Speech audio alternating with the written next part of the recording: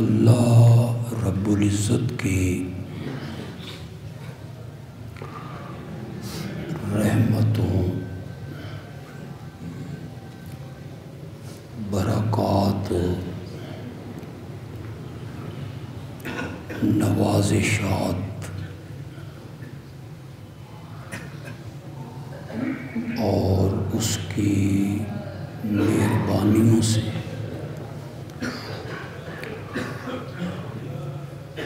مالا مال مہینہ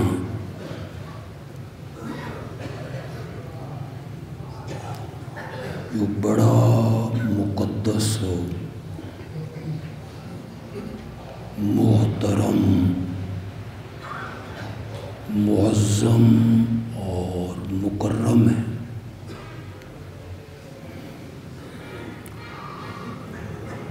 ہماری زندگیوں میں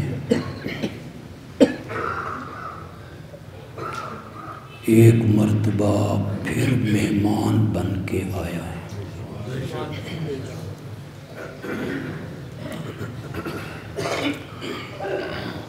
ہم سب دعا گو ہیں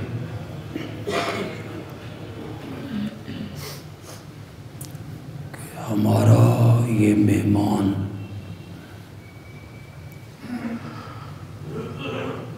ہم سے راضی اور خوش ہو کے رخصت ہو۔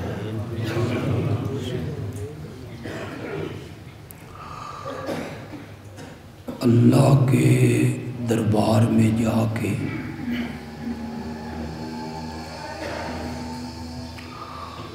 یہ ہماری شکایت نہ کرے بلکہ ہماری سفارش کرے۔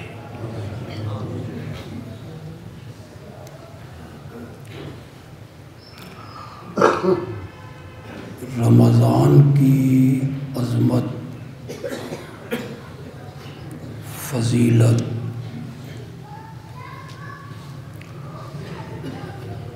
شب قدر کی عظمت اور فضیلت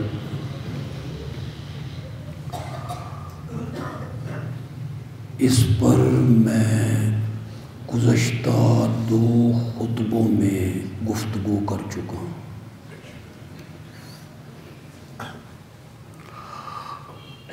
اعلان کے مطابق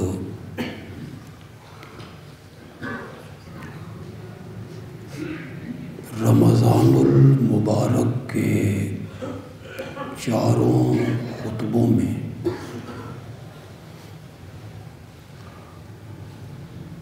آیت الکرسی کی تفسیر بیان کرنے کا ارادہ ہے۔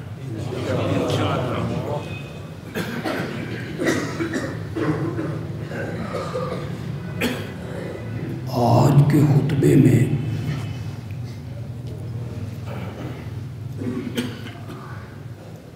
اسی کے متعلق ابتدائی گفتگو کروں گا۔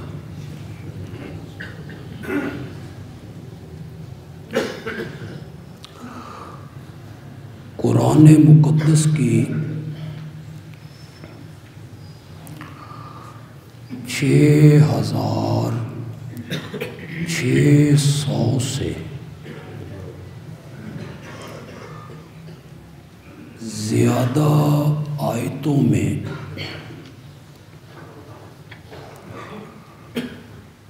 سب سے افضل آیت جو ہے وہ آیت الکرسی۔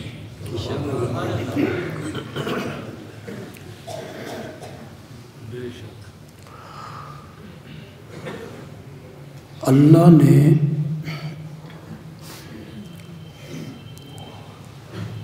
جتنی چیزیں تخلیق کی، بنائیں،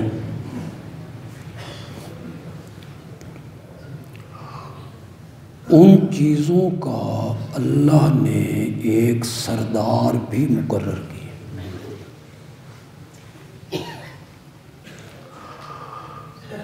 دن بنائے، دنوں کا سردار اللہ نے جمعے کے دن کو بنایا۔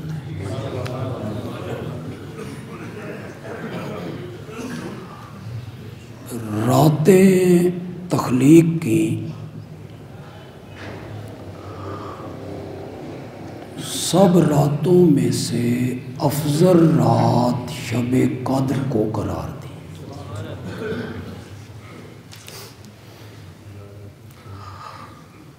مہینے بنائے، تمام مہینوں کی سرداری اللہ نے رمضان کو دے دی۔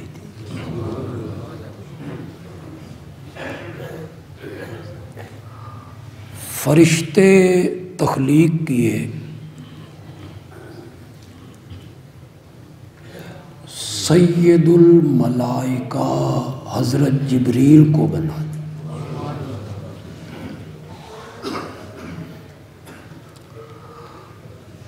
امتیں بنائیں تو تمام امتوں سے افضل امت محمدیہ کو قرار دیا۔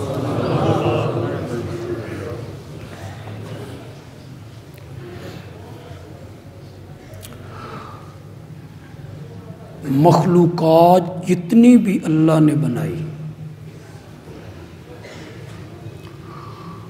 ان میں جنات ہیں، فرشتے ہیں، ساری مخلوقات میں اللہ نے اشرف المخلوقات انسان کو بنا۔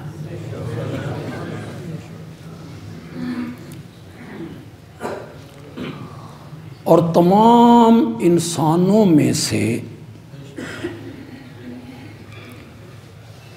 اللہ نے انبیاء کو ان میں سے افضل بنا۔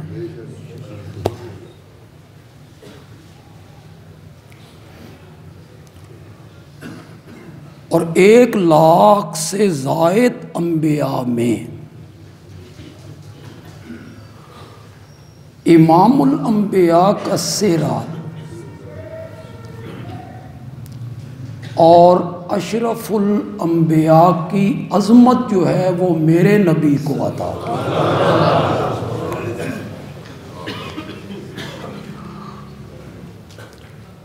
یہ سارے نبیوں کے سردار ہیں۔ انا سید ولد آدم ولا فخر۔ قیامت کے دن تمام اولاد آدم کا سردار میں ہوں گا، اور اس پر مجھے فخر بھی کوئی نہیں۔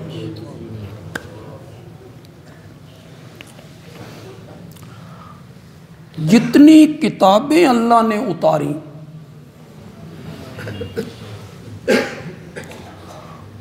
ان کتابوں کا سردار اللہ نے قرآن کو بنایا۔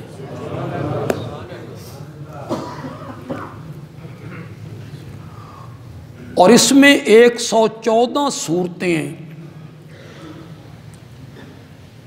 تمام سورتوں میں سے افضل اعلیٰ سورت جو ہے وہ سورۃ الاخلاص کو قرار دی۔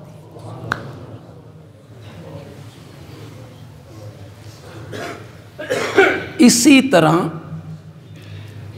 قرآن پاک کی 6,600 سے زیادہ جو آیات ہیں، ان تمام آیات میں سب سے افضل اور اعلیٰ اور برتر آیت آیت الکرسی کو قرار دی۔ یہ میں نہیں کہتا، یہ امام الانبیاء صلی اللہ علیہ وسلم نے خود اس طرف اشارہ کیا۔ میرے آقا کے ایک صحابی ہیں حضرت ابی ابن کعب رضی اللہ تعالی، قرآن میں بڑی مہارت ہے ان کو، قرآن پڑھنے میں، حتیٰ کہ میرے نبی نے ان کو سند دی، اقراہم ابی بن کعب، صحابہ میں سب سے افضل پڑھنے والا اور بہترین قاری جو ہے وہ ابی ابن کعب رضی اللہ تعالی۔ ان سے میرے آقا نے پوچھا ایو آیت من کتاب اللہ معک اعظم، اللہ کی کتاب میں سب سے بہترین آیت کون سی ہے؟ ابی ابن کعب نے جواب میں کہا اللہ عالم ورسولہ، اللہ بہتر جانتا ہے جس نے قرآن بھیجا، یا وہ نبی مکرم بہتر جانتے ہیں جن پہ قرآن اترا ہے۔ میرے آقا نے پھر کہا یا ابی، میں تجھ سے پوچھ رہا ہوں ایو آیت من کتاب اللہ معک اعظم، قرآن کی آیتوں میں سب سے عظیم آیت کون سی ہے؟ میرے آقا ابی کا امتحان لینا چاہتے ہیں۔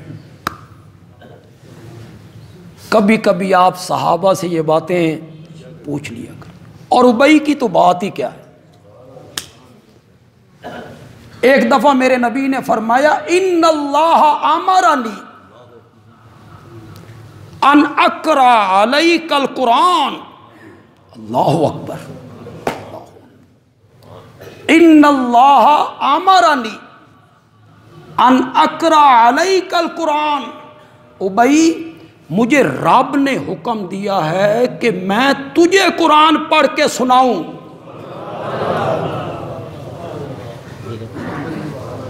جن پہ قرآن اتر رہا ہے رب نے کہا ہے کہ ابی کو سناؤ۔ ابی کہتے ہیں اللہ سمانی لکا، اللہ نے میرا نام لے کے کہا ہے۔ میرے آقا نے فرمایا ابی اللہ نے تیرا نام لے کے کہا۔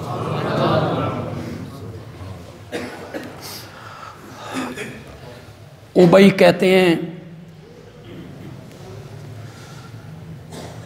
ذکرت عند رب العالمین، میری قسمت رب العالمین کے ہاں میں ذکر کیا جاتا ہوں۔ میرے نبی کے صحابہ کے کیا کہنے، لوگوں کو صحابہ کی عظمت سمجھ نہیں، سمجھ ہی نہیں سکے انہیں، ان پہ تنقید ہو رہی ہے، ان ہستیوں کی غلطیاں گنوائی جا رہی ہیں جن کے تذکرے رب عرش پہ کر رہا ہے۔ فرش تو فرش رہ گئے، عرش پہ بھی ان کے نام کے نغمے گونجنے لگے ہیں۔ بس ایک جملہ کہوں گا، میرا موضوع نہیں۔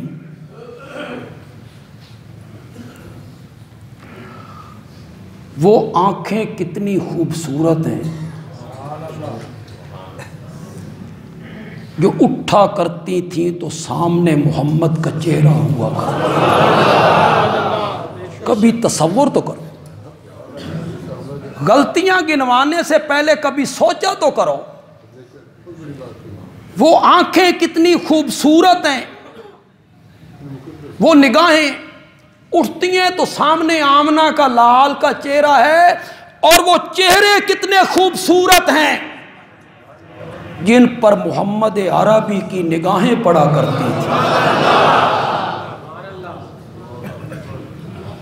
میں ان آنکھوں کو سلام کروں یا میں ان چہروں کو سلام کروں؟ جو آنکھیں اٹھتی ہیں تو سامنے امام الانبیاء کا چہرہ ہے، میں ان چہروں کو سلام کروں جن پر میرے آقا کی نگاہیں پڑا کرتی ہیں۔ عرش پہ تذکرے ہو رہے ہیں، عرش پہ اللہ نے تیرا نام لے کے کہا ہے۔ ابئی کو سنو، حضرت ابئی رونے لگ گئے، خوشی سے آنسو بہنے لگ گئے کہ میرا نام اللہ نے لیے۔ ایک منٹ کے لیے یار تصور تو کرو، تم ڈوب کے نہیں سنو گے، کبھی نہیں سنو۔ کبھی بڑے لوگ آپ کا تذکرہ کریں، ملک کا وزیر اعظم کرے، کوئی بڑا آدمی کرے، کوئی پاپولر قسم کا آدمی کرے، آپ کہتے ہیں میں بڑا خوش نصیب ہوں، میرا تذکرہ اس نے کیا ہے، اور جن کے تذکرے رب نے کیے۔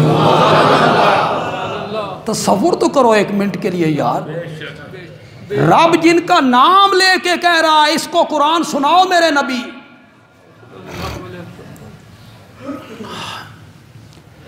پھر ابی ابن کعب نے کہا یا رسول اللہ، میرا علم اور میرا فہم یہ گواہی دیتا ہے کہ قرآن کی سب آیتوں میں سے افضل آیت جو ہے وہ آیت الکرسی۔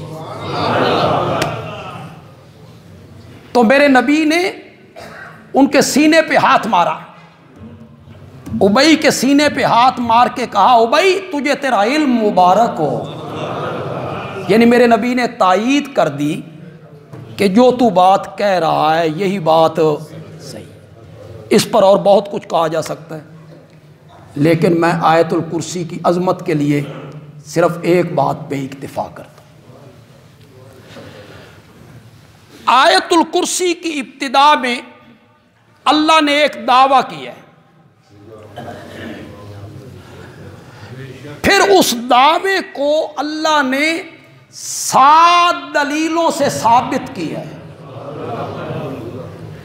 دلیلیں بھی علمی نہیں، عقلی۔ کتنی دلیلوں سے؟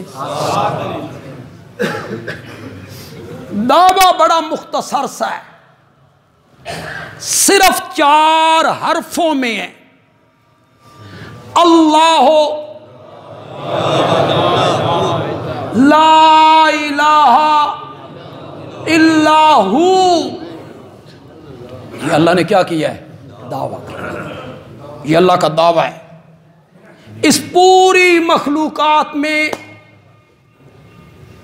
اس زمین و آسمان میں، 14 طبقوں میں میرے سوا الہ کوئی نہیں۔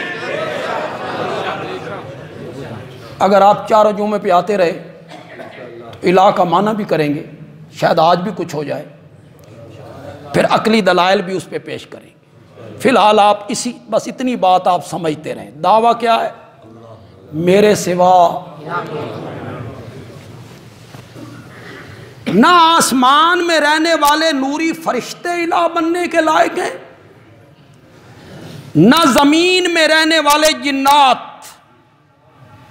نہ انسان، نہ آتشی کرنوں والا سورج، نہ ضیاء پاشیاں کرنے والا چاند، نہ جگمگانے والے ستارے، نہ بہنے والا پانی، نہ جلانے والی آگ، نہ دودھ دینے والی گائے۔ اشارہ تو میں بڑا کیتا ہے، نہ دودھ دینے والی گائے۔ اگلا اشارہ کتنے لوگ سمجھیں گے یار؟ نہ شاہ زور گھوڑا، نہ دودھ دینے والی گائے، نہ شاہ زور گھوڑا، نہ کوئی جن، نہ انسان، نہ فرشتہ، نہ کوئی شجر، نہ حجر، نہ قبر،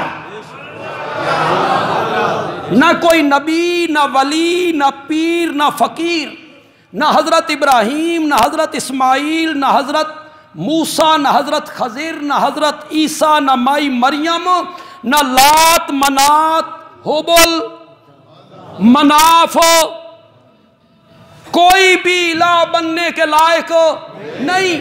چھوڑو، جس کے سر پر میں نے نبیوں کی امامت کا تاج سجایا، جسے میں نے بلندیاں دی، اشرف الانبیاء بنایا، جسے میں نے ساری مخلوقات میں سے اپنا محبوب بنایا، اور اس کا اتنا خیال رکھا کہ وہ فرش پہ بیٹھ آسمان کی طرف اٹھا دیتا تھا تو میں قبلے تبدیل کر کے رکھ دیا کرتا تھا۔ جس کو میں نے اتنی عظمت عطا کی کہ جس زمین پہ قدم رکھتا تھا میں اس کی قسمیں اٹھانے لگ جایا کرتا تھا، وہ آمنہ کا لال بھی الہ بننے کے لائق ہو۔ یہ اللہ نے کیا کیا ہے؟ دعوت لا الہ الا، صرف الا اللہ نہیں، اللہ الہ نہیں، صرف یہ دعویٰ نہیں کہ میں الہ ہوں، نا، یہ تو مشرکین مکہ مانتے تھے۔ وہ کہتے تھے اجعل الآلہۃ الہا واحدا، اس نے بہت سارے الہوں کا الہ تو وہ مانتے تھے۔ وہ کہتے تھے اللہ بھی اور وہ بھی جنہیں ہم پکارتے ہیں، جن کی نظر و نیاز ہم دیتے۔ اللہ نے یہ نہیں منوانا کہ میں الہ ہوں، نہیں، الا اللہ بعد میں ہے۔ جو سمجھ گیا وہ تو بولو یار، جو نئے لوگ آئے ہیں انہوں نے تو سمجھ نہیں آنے میرے مزاج دی، جو ہر جمعے پہ سنتے ہو تو وہ بولو الا اللہ بعد میں ہے، پہلے کیا ہے؟ لا۔ جس برتن میں دودھ ڈالنا ہو نا، جس برتن میں پاکیزہ چیز ڈالنی ہو نا، اسے پہلے صاف کرتے ہیں، مانجتے ہیں، وہ برتن صاف ہو گیا، اب اس میں دودھ ڈالا، اللہ نے فرمایا تیرے دل والے برتن میں میں اپنی توحید کا شربت ڈالنا چاہتا ہوں، پہلے ذرا مانجا لا،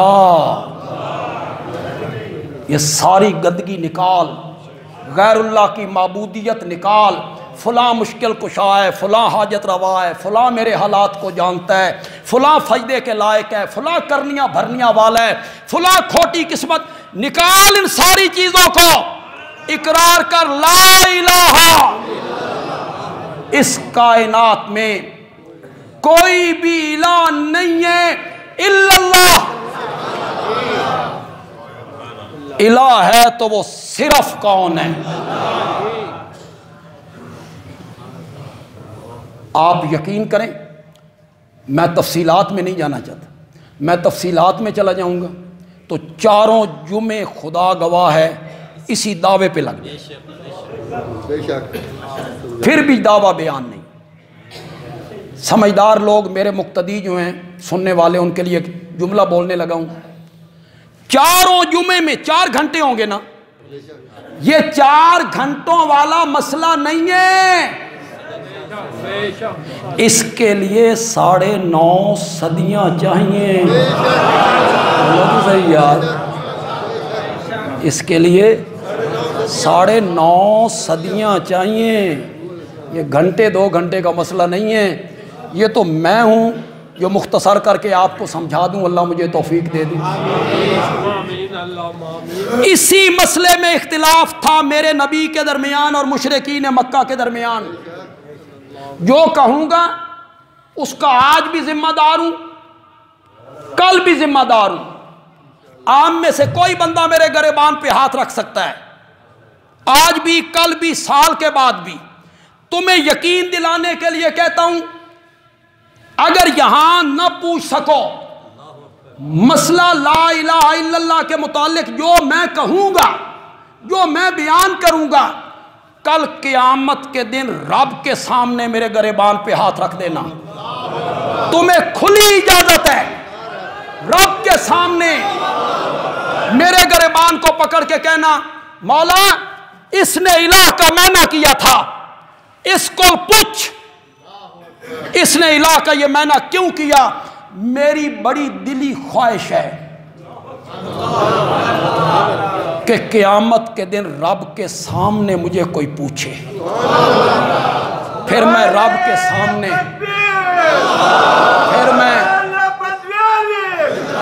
پھر میں رب کے سامنے الہ کا معنی بیان کروں۔ خدا دی قسم ہے، میری دلی خواہش ہے کوئی بندہ رب کے سامنے مجھ سے پوچھے کہ اس نے الہ کا یہ معنی کیا تھا، صحیح کیا تھا، پھر میں رب کے سامنے الہ کا معنی کروں اور اس پر میں قرآن کی آیتوں کی بارش برسا دوں کہ مولا یہ معنی تو تو نے کیا تھا، سورت طٰہٰ میں کیا تھا، سورت آل عمران میں کیا تھا، سورت انعام میں کیا تھا، سورت قصص میں کیا تھا، سورت نمل میں کیا تھا. پھر میں وہاں وہ آیتیں پڑھوں، کاش کوئی مجھ سے رب کے دربار میں پوچھے. اس لیے میں آپ کو یقین دلاتا ہوں، کوئی نئے بندے آئیں وہ یقین کریں. وہ اس لیے نہیں، ان کے لیے بات بالکل نہیں ہوگی کہ علماء نے آج تک لا الہ الا اللہ کا لوگوں کو معنی نہیں بتایا. نہیں کوئی معبود مگر اللہ. معبود پنجابی کا لفظ ہے نا، اردو کا لفظ ہے نا، عربی. تم عربی جانتے ہو؟ تمہیں کیا پتا ہے معبود کون ہوتا ہے؟ نہیں کوئی عبادت کے لائق. عبادت پنجابی کا لفظ ہے. عربی، تم عربی جانتے ہو؟ عربی میں عبادت کس کو کہتے ہیں؟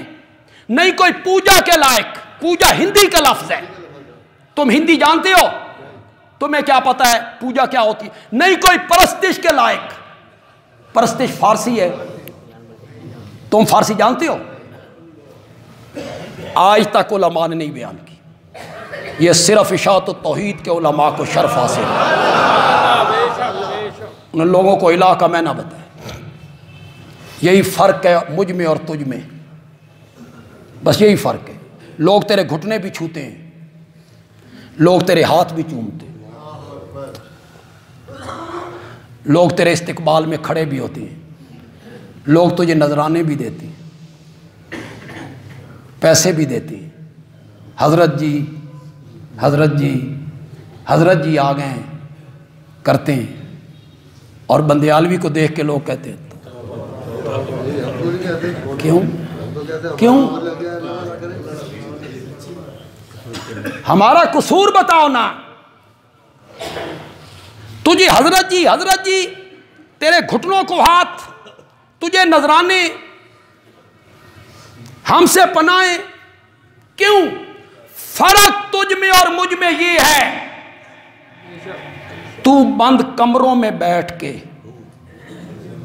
بتیاں بند کر کے دروازے بند کر کے ذکر کرواتا ہے لا الہ الا اللہ الا اللہ الا اللہ.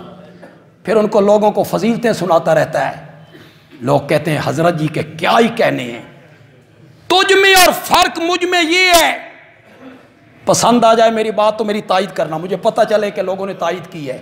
تجھ میں اور مجھ میں فرق یہ ہے، تو بند کمروں میں لا الہ الا اللہ کی ضربیں لگواتا ہے، بندیالوی الہ کا معنی بتاتا ہے. تجھ میں اور مجھ میں فرق یہ ہے.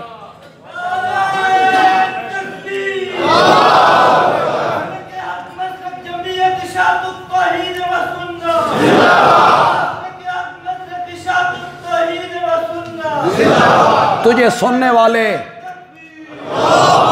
سننے والے لا الہ الا اللہ بھی پڑھتے رہتے ہیں، قبروں پہ سجدے بھی کرتے رہتے ہیں. وہ کہتے ہیں ہم نے کلمہ پڑھا ہے، ہم نے کوئی انہیں الہ مانا ہے. یہ میں بتاؤں گا کہ الہ کون ہوتا ہے، مانا ہے یا نہیں مانا. غیر اللہ سے مدد مانگتا ہے، پکارتا ہے، کہتا ہے میں تو لا الہ الا اللہ پڑھتا ہوں، میں نے کوئی انہیں الہ مانا ہے. اس لیے کہ اسے الہ کا معنی نہیں بتا. میرے آقا کے درمیان اور مشرکین مکہ کے درمیان جو اصل اختلاف تھا وہ مسئلہ الہ میں تھا. کس میں تھا؟ یہ قرآن پڑھی. مشرکین مکہ اللہ کو مانتے تھے، اللہ کو مانتے. کعبہ کو جو بیت اللہ کہتے تھے نہیں مانتے تھے. مشرکین مکہ اللہ کی صفتیں بھی مانتے تھے. میں زیادہ حوالے نہیں پیش کرنا چاہتا. سورت یونس ہے، 11واں پارہ ہے، سورت یونس کی آیت نمبر 31 ہے. نیٹ پہ میری تقریر چڑھے گی، فیس بک پہ بھی، یوٹیوب پہ بھی پہنچے گی لوگوں تک. ہزاروں بندے اس کو دیکھیں گے. سورت یونس کی آیت نمبر 31. اتنا فراخ دل خطیب تمہیں نہیں ملے گا، نہیں ملے گا، متعصب لوگ ملیں گے. بندیالوی کہتا ہے تیرے گھر میں دیوبندی عالم کا ترجمہ ہے اٹھا، تیرے گھر میں بریلوی عالم کا ترجمہ ہے اٹھا، تیرے گھر میں اہل حدیث عالم کا ترجمہ ہے اٹھا، تیرے گھر میں شیعہ عالم کا ترجمہ ہے وہ اٹھا، اس کا ترجمہ پڑھ. جو ترجمہ میں کروں گا، جو میں کہہ رہا ہوں، ہر عالم وہی کہے، دیوبندی بھی، بریلوی بھی، اہل حدیث بھی، شیعہ. مشرکین مکہ کہتے تھے ہمارا رازق کون ہے؟ پڑھو سورۃ یونس کی آیت نمبر 31. وہ کہتے تھے ہمیں جو کچھ دے رکھا ہے، بولو تھوڑا جی، بولو تو صحیح، ہاں اپنے نو بھی ذرا ویکھو. ہمیں جو کچھ دے رکھا ہے ہمارے حضرت صاحب کی نظر کرم. ابو جال کہتا تھا مجھے جو کچھ دے رکھا ہے. پڑھو سورۃ یونس کی آیت نمبر 31. مشرکین مکہ کا عقیدہ ذکر کیا ہے قرآن نے. کل میرے پیغمبر پوچھ، من کون یرزقو کم من السماء والارض. یہ تو ترجمہ میں بھی نہیں کیتا، تسی آپ ترجمہ کر لیں. تمہیں زمین و آسمان سے روزی کون دیتا ہے؟ اور تواڈے کول سوال نہیں، تسی تے پاکستان شریف وچ رہن والے، پاک لوگوں کا ملک ہے. یہ سوال اللہ کر رہا ہے ابو جہل سے، مشرکین مکہ سے. تمہیں زمین و آسمان سے روزیاں دینے والا کون ہے؟ ان سے پوچھ. فَسَيَقُولُونَ، تو یقیناً وہ کہیں گے اللہ. وہ کیا کہتے تھے؟ ہمارا روزی رساں کون ہے؟ ہماری جھولیاں بھرنے والا کون ہے؟ اَمَّن يَمْلِكُ السَّمْعَ وَالْأَبْصَارَ، تمہارے کانوں اور آنکھوں کا مالک کون ہے؟ تو وہ کہیں گے مَن يُخْرِجُ الْحَيَّ مِنَ الْمَيِّتِ وَيُخْرِجُ الْمَيِّتَ مِنَ الْحَيِّ، جاندار سے بے جان نکالنے والا، بے جان سے جاندار نکالنے والا، زندے سے مردہ، مردے سے زندہ. مرغی زندہ ہے، اس سے نکالا انڈا، بے جان ہے. انڈا بے جان ہے، اس سے نکالا چوزا. انسان جاندار ہے، اس سے نکالا نطفہ بے جان. نطفہ بے جان ہے، اسی سے بنایا بچہ. مشرک کے گھر مومن پیدا کرنے والا، یہ تیسرا معنی کر رہا ہوں، تیسرا.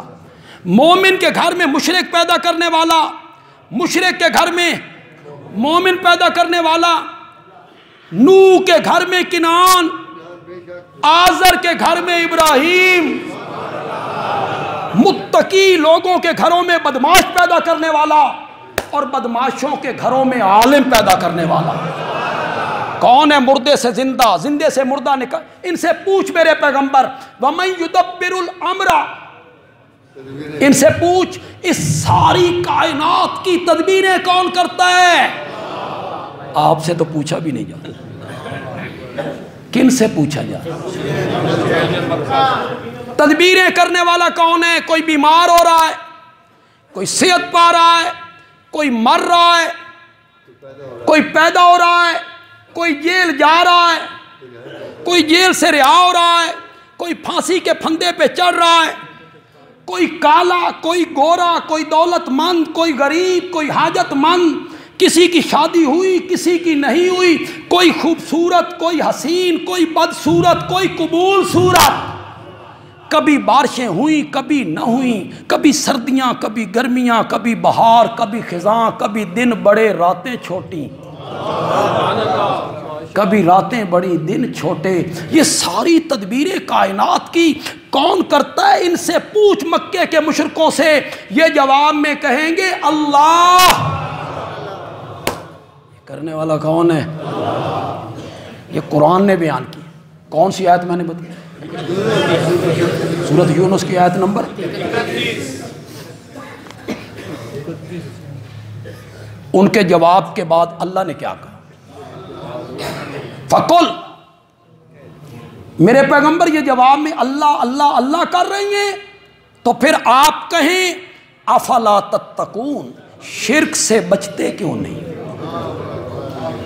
پھر اس کے شریک کیوں بناتے ہو؟ سب کچھ مان کے پھر شریک بناتے ہو. مشرکین مکہ اپنی پیداوار میں، اپنے جانوروں میں بطور نظر و نیاز اللہ کے نام کے حصے نکالا کرتے تھے. اٹھاؤ سورۃ انعام. وَجَعَلُوا لِلَّهِ مِمَّا زَرَعَ مِنَ الْحَرْثِ وَالْأَنْعَامِ،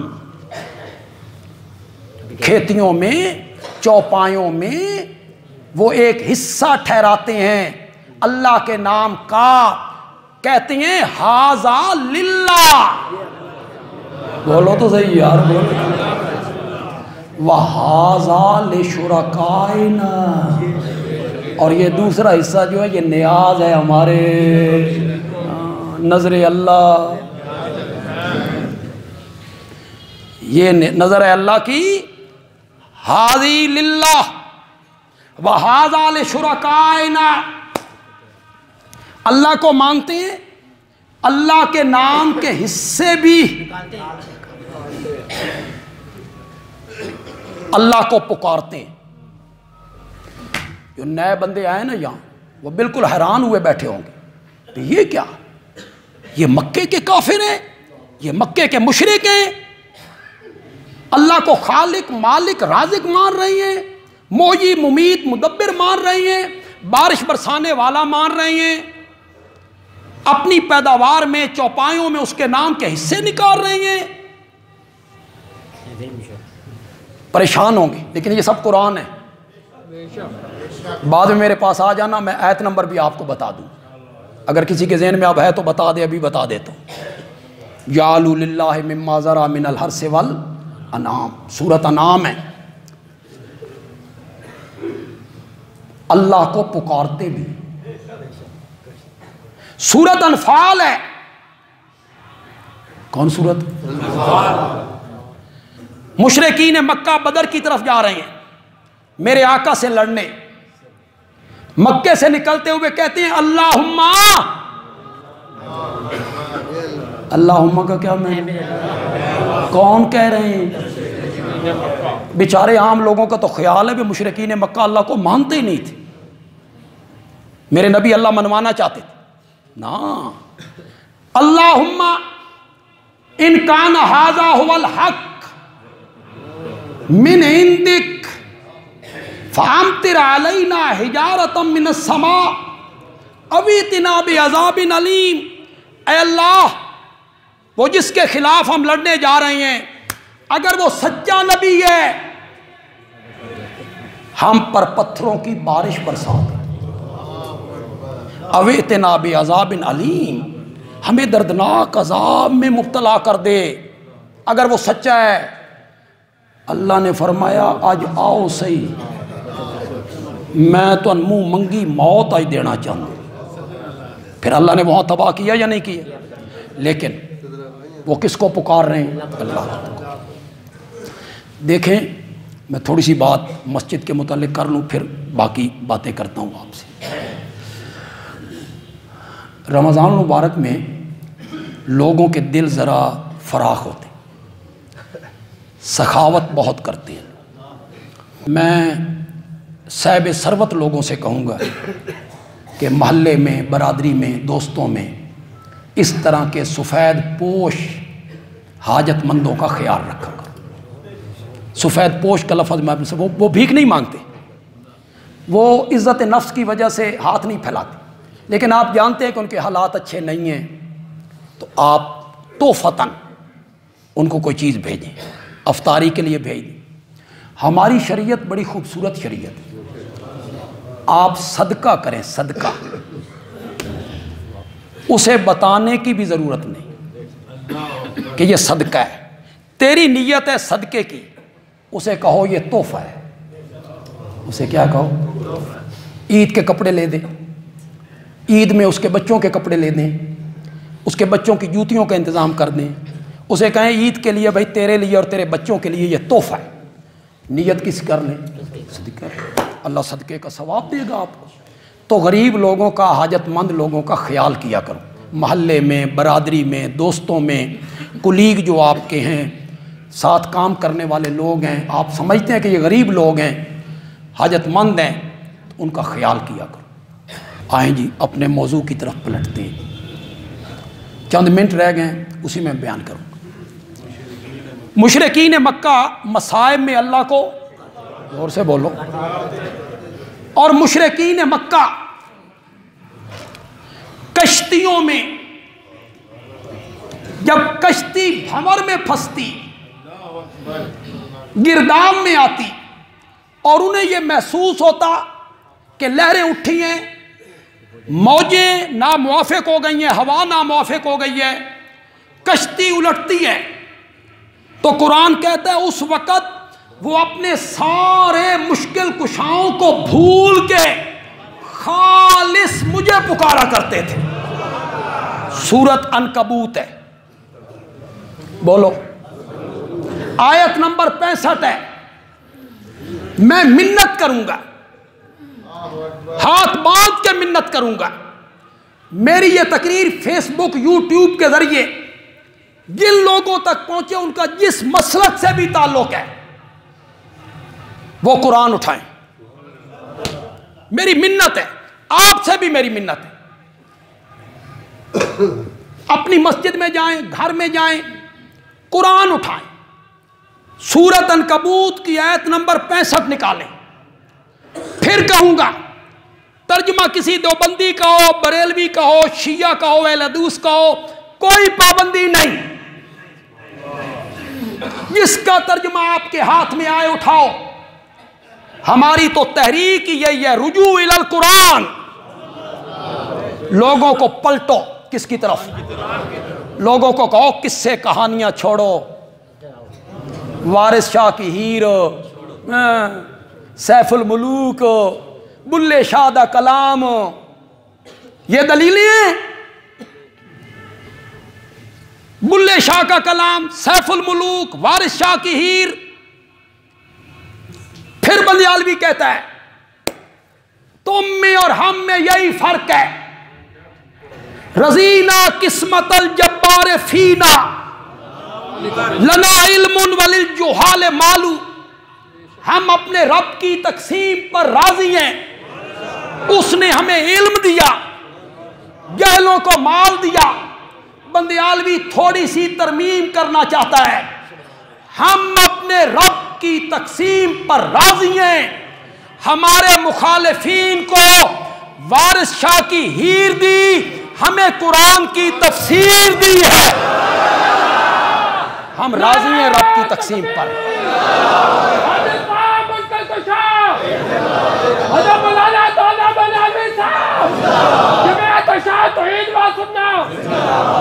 ابو بکر اللہ تیری بھی شادی کروا، ہو سکتا ہے قبولیت کا ہی وقت ہو، یا حال دلہن جمی نہ ہوئے۔ ہم اپنے رب کی تقسیم پر راضی ہیں، مخالفین کو قصے کہانیاں، 12 سال کے ڈوبے ہوئے بیڑے، کچے دھاگے دی تانتے، بابا فرید خوہ وچ الٹا لٹکیا، تمہیں رب نے یہ دیا، خواب، کشف، الہام، حکایتیں، مرثیے، ڈوڑے، ہمیں رب نے اپنا قرآن دیا۔ سورۃ عنکبوت آیت نمبر، زور سے بولو، زور سے بولو، یہاں لکھو، قرآن کہتا ہے فَإِذَا رَاكِبُوا فِي الْفُلْكِ، جب وہ سوار ہوتے ہیں کشتیوں میں۔ پھر سورۃ یونس میں اس کو بیان کیا، اللہ ایک جگہ پہ تفصیل کرتے ہیں، ایک جگہ پہ اجمال۔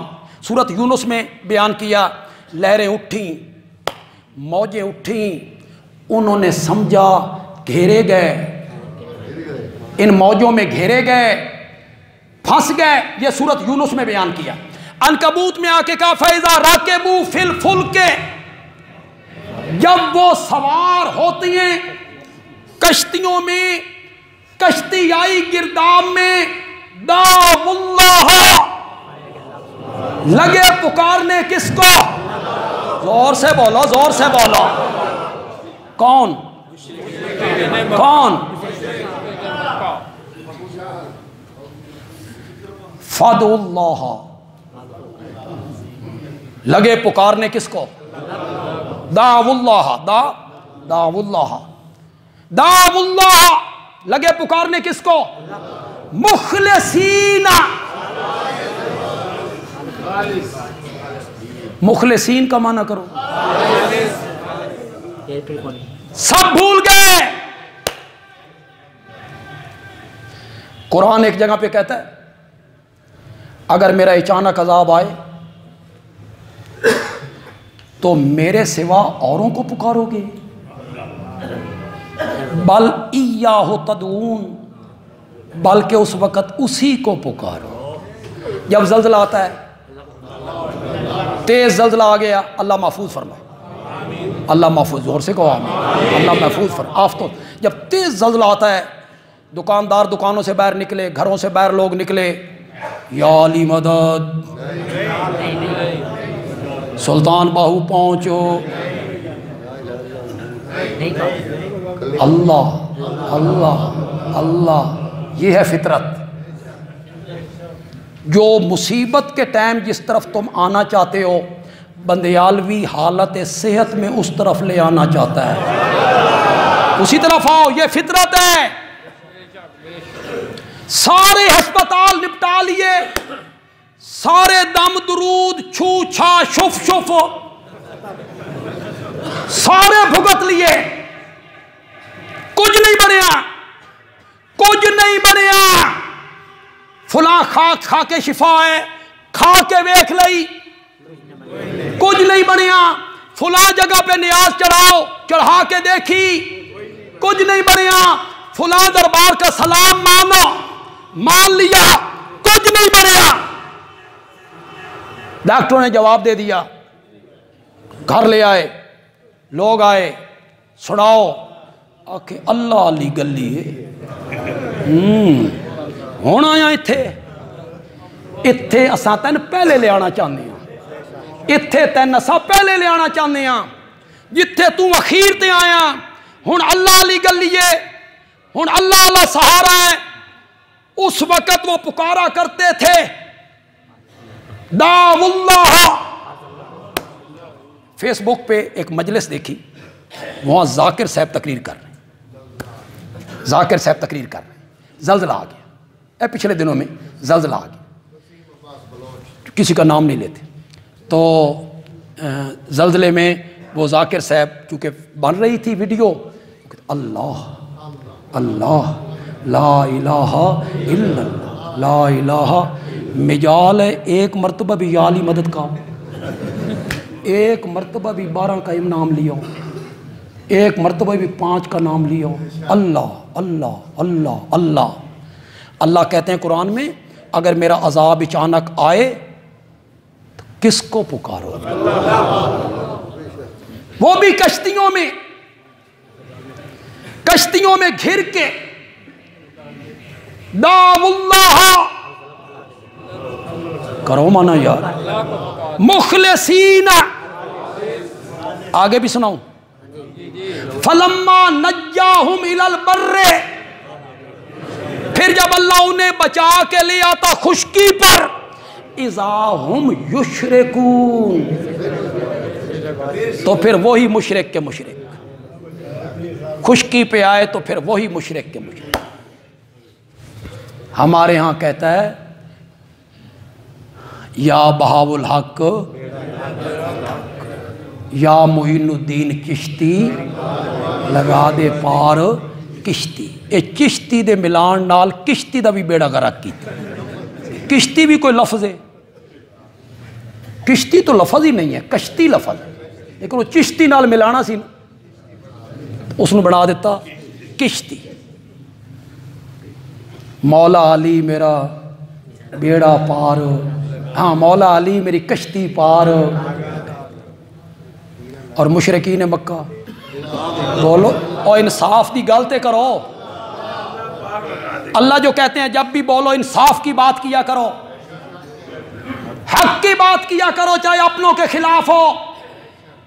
مشرکین مکہ سمندروں میں، دریاؤں میں جب گھر جاتے تھے، قرآن کہتا ہے دعوا اللہ مخلصین،